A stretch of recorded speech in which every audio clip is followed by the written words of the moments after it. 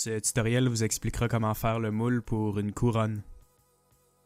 Donc pour ce faire, vous aurez besoin de quelques accessoires dont des pinces plates, un bandeau à cheveux, un peigne, du papier collant Scotch Tape transparent, du papier transparent Saran Wrap, un crayon indélébile Sharpie, puis une paire de ciseaux.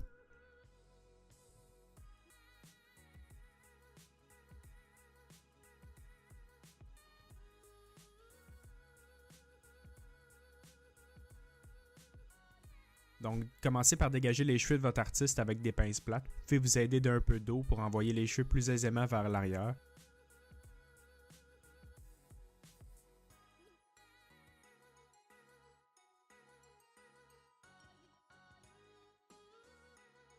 Puis fixez le tout avec un bandeau à cheveux.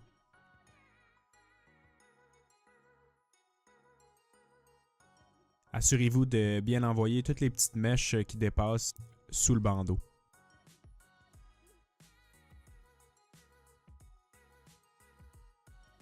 Ensuite, prenez une feuille de papier Saran Wrap d'environ 3 pieds de long, puis placez-les sur le front et croisez les deux bouts dans la nuque pour l'attacher ensuite avec une pince plate.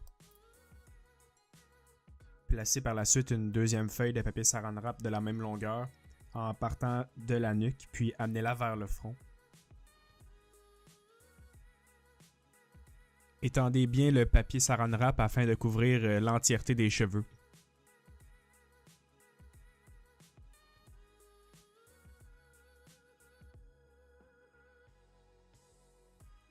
Prenez ensuite les deux bouts restants dans la nuque, puis étendez-les de chaque côté pour bien couvrir tous les petits cheveux de la nuque.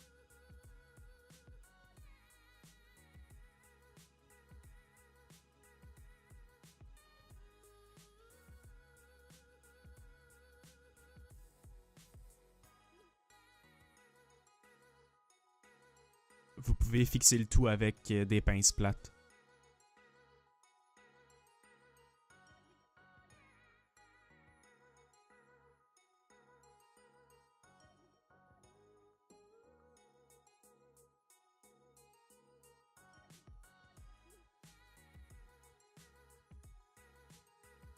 Après, avec le Scotch Tape, couvrez l'entièreté de la tête.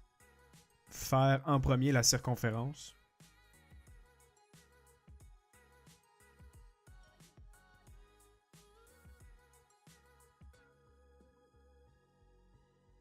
Et du devant à l'arrière pour bien sécuriser le papier Saran Wrap sur la tête. C'est important de couvrir l'entièreté de la tête avec le Scotch Tape. Vous pouvez mettre même plusieurs couches afin d'avoir un moule qui est très résistant.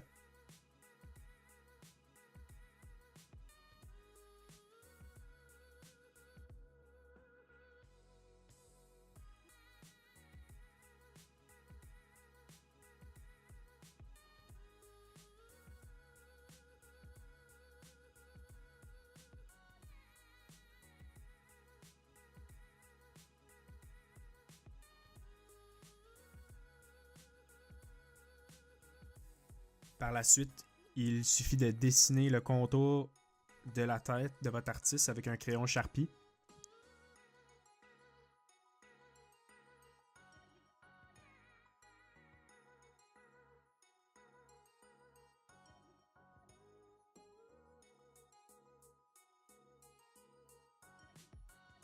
Ensuite, dessinez la couronne à la hauteur où vous la désirez et aussi de la forme dont vous la désirez.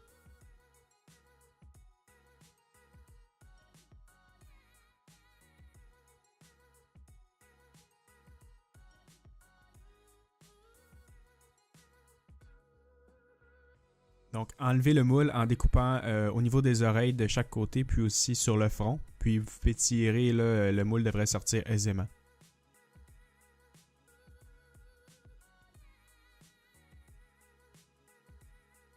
Il vous reste tout simplement à découper là, les surplus de papier Saran Wrap qui dépassent.